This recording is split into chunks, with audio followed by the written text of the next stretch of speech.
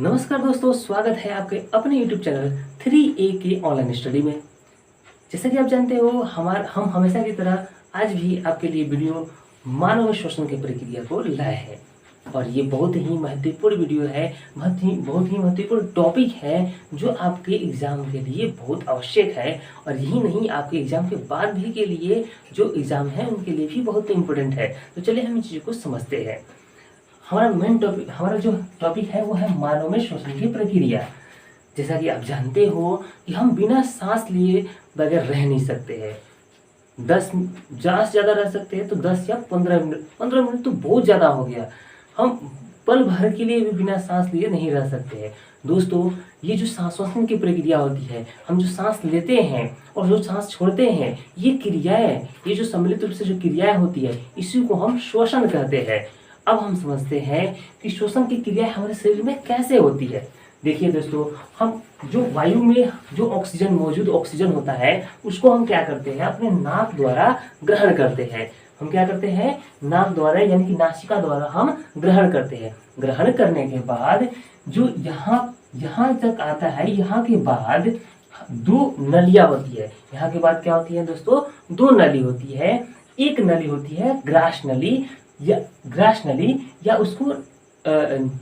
उसका जो द्वार है वह निगल द्वार कहलाता है। और दूसरी जो नली होती है वो श्वसन नली होती है। ग्रास नली, श्वसन नली, 2 नलियां होती है। कौन कौन? ग्रास नली और श्वसन नली होती है।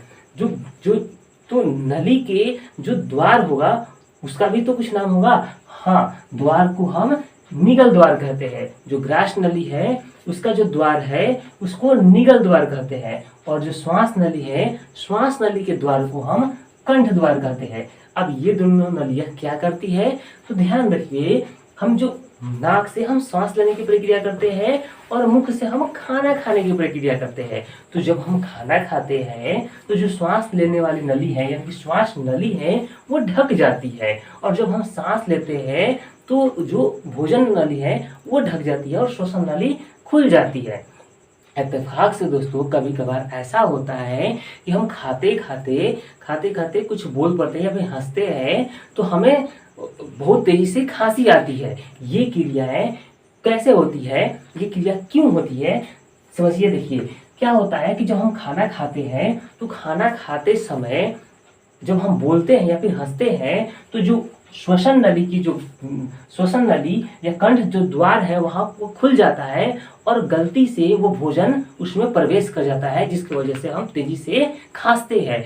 तो आई होप ये चीजें आपको समझ में आई हो कि कैसे हम ये जो क्रिया होती है ये कैसे होती है। तो चलिए दोस्तों, आगे की प्रोसेस को देखते हैं। तो जो भोजन नली है या ग्रास नली है, इसके द्वारा जो भोजन है वो आमाशय के अंदर जाता है। और जो श्वास नली है इसके द्वारा श्वसन जो करते हैं ये कहाँ आता है, फेफड़ों तक आता है।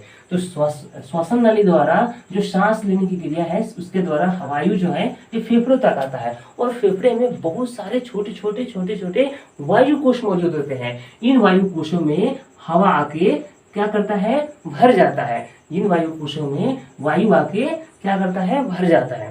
साथ ही साथ दोस्तों, जब हम सांस लेते हैं, ऐसे सांस लेते हैं तो यहाँ पे जो है जो हमारा जो फेफड़ा है, फेफड़ा का आयतन क्या होता है, बढ़ता है। फेफड़ा का आयतन बढ़ता है। जो फेफड़ा का आयतन बढ़ता है तो यहाँ पे फैलाव उत्पन्न होता है। और जब हम सांस छोड़ते हैं तो फेफड़ा का आयतन घटता है, फैलाव होता है और सिकुड़ता है, फैलाव होता है, सिकुड़ता है। तो दोस्तों, जो फैलाव और सिकुड़न की प्रक्रिया होती है इसके द्वारा हमारा फेफड़ा क्षतिग्रस्त ना हो, इसको सुरक्षित रखने के लिए यहाँ पे एक ग्रंथि लगी होती है जिसे हम क्या कहते हैं, डायफ्राम कहते हैं। क्या कहते हैं दोस्तों, डायफ्राम कहते हैं। ठीक है। अब जो श्वास लिए हैं, जो वायु हम लिए हैं, ये वायु क्या होती है, तो रक्त के साथ ये मिल जाती है। किसके साथ मिल जाती है, तो ये वायु जो ऑक्सीजन है ये रक्त के साथ मिल जाती है। और ये जब रक्त के साथ मिल जाती है दोस्तों, तो इसको ऑक्सी हीमोग्लोबिन कहते हैं। क्या कहते हैं, ऑक्सी हीमोग्लोबिन कहते हैं या शुद्ध रक्त हम कहते हैं। और ये शुद्ध रक्त पहले कहाँ आता है दोस्तों, हृदय के अंदर आता है। और हृदय में आने के बाद ये कोशिका तक जाता है। देखिए, ये हृदय जो है, हृदय में कैसे ये आता है और हृदय के बाद ये कोशिकाओं तक कैसे जाता है, ये क्रिया हृदय के टॉपिक में हम पढ़ेंगे। इसके लिए एक सेपरेट वीडियो आपको बनाकर दिया जाएगा और बहुत बेहतरीन ढंग से हम इसके बारे में जानेंगे। तो हमारे चैनल पे बने रहे और अगली वीडियो में इन चीज़ों को हम बताएंगे जरूर। देखिए, तो ये जो है, ये जो ऑक्सी हीमोग्लोबिन है दोस्तों, ये कहाँ आएगा, हृदय तक आएगा और हृदय के बाद हृदय पंपिंग करेगा और पंपिंग करने के बाद ये कहाँ आ जाएगा, कोशिकाओं तक आएगा। ये ऑक्सीजन युक्त रक्त कहाँ आएगा दोस्तों, कोशिकाओं तक आएगा। और कोशिका के अंदर क्या होगा, तो कोशिका के अंदर पाइरुवेट विखंडन होगा। क्या होगा, पाइरुवेट विखंडन होगा। और पाइरुवेट विखंडन के बाद वो चीजें, कोशिका के एक अंग होता है कोशिकांग, ठीक है। कोशिका का बहुत सारे अंग होता है, जैसे हम पढ़े हैं 9th क्लास में। तो जो कोशिका होती है, कोशिका के अंदर, कोशिका के द्रव के अंदर बहुत सारी छोटी संरचना बिखरी रहती है, जिसे हम कोशिकांग कहते हैं। जिन्हें कोशिका नहीं समझ में आ रहा है कि कोशिका क्या होता है, वो कमेंट बॉक्स में जरूर बताएं। उसके लिए भी एक वीडियो हम डाल देंगे, कोशिका क्या होती है, कोशिका के अंदर कोशिकांग क्या होता है। आप जरूर बताइए कि आपको ये टॉपिक समझ में आया या नहीं आया, ठीक है। अगर आपको कोशिका ना समझ में आया हो तो हम जरूर आपके लिए एक कोशिका का वीडियो डालेंगे, ठीक है। तो ये बहुत सारे कोशिकांग होता है और कोशिकांग में, ठीक है, इन कोशिकांगों में एक बहुत ही महत्वपूर्ण कोशिकांग होता है जिसे हम कहते हैं माइटोकॉन्ड्रिया।